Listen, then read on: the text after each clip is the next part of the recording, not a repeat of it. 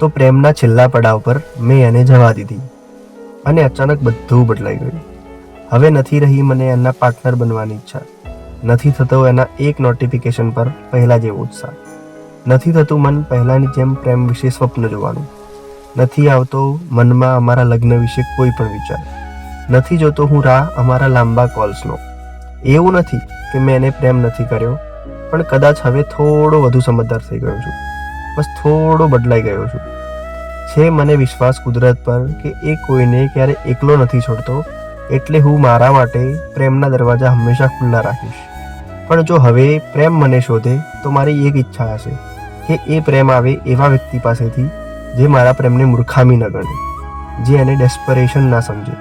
એ પ્રેમ આવે એવા વ્યક્તિ પાસેથી જે મને ક્યારે વધારાના વિચારો, ખરાબ મૂડ અથવા દુઃખ સાથે સૂવા ન દે. એ પ્રેમ આવે એવા વ્યક્તિ પાસેથી જે રોજ ફક્ત મને જ પસંદ કરે.